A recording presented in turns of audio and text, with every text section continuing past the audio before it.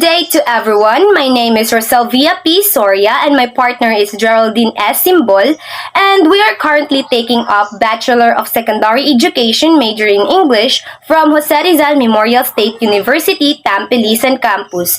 And for today's video, we are going to tackle about developing materials for speaking skill. Speaking skill and the need for relevant materials for trends in materials for speaking skills utilizing verbal sources from real life.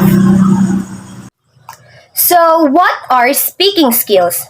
So, speaking skills is the ability to speak confidently and fluently is something which children will develop during their time at school and something that will help them throughout their life.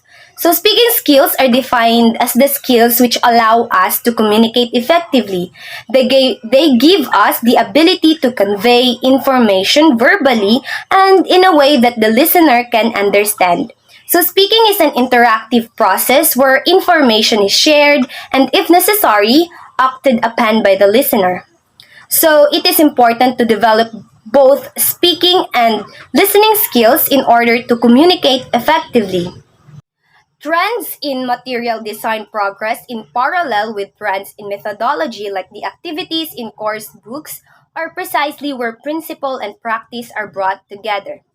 So materials published have been a clear indicator of how the key principles of communicative approaches are incorporated into speaking activities.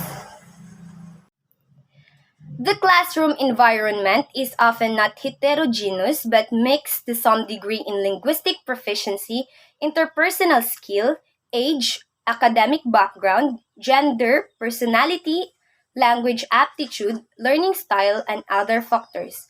So, one major concern of language materials is the capability of catering for the diversity of needs which exist in most language classrooms. So here are the examples of materials for speaking skills. First is Streamline English, a nice flat. So students are asked to describe a room from a given picture. There is no freedom of choice and hardly any peer interaction involved in this task since all information comes directly from the same visual. So every learner performs the same rule. So second is interchange, same or different. So students are provided with several sets of pictures depicting different object items and invited to discover how these items differ by asking each other's questions. So this activity utilizes the decoding and encoding of information gaps, which encourages students to exchange factual data.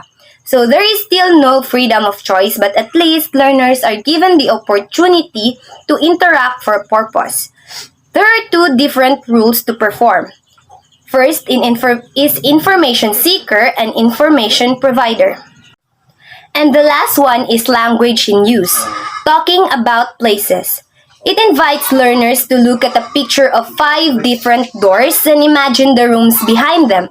Since there are no right or wrong answers, students are encouraged to process meanings from their own experiences and perspectives. Besides providing freedom of choice, this material takes learners beyond the level of information gap into two new areas. So first is reasoning gap, which involves deriving data by inference and perception.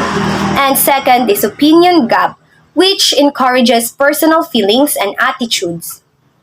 So these examples are found in many course books which demonstrates a shift from a mechanical rehearsal of language structure to more interactive exchange of factual information and another shift from interactive exchange of factual information to more dynamic processing of personal opinions. So now I will give the floor to Miss Simbol. And we have 5 recommendations or guidelines in developing materials for speaking skills. And number 1 is conceptualizing learners' needs.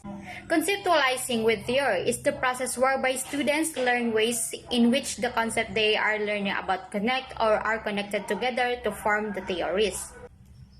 Number 2, translating needs to subject matter and communication situation.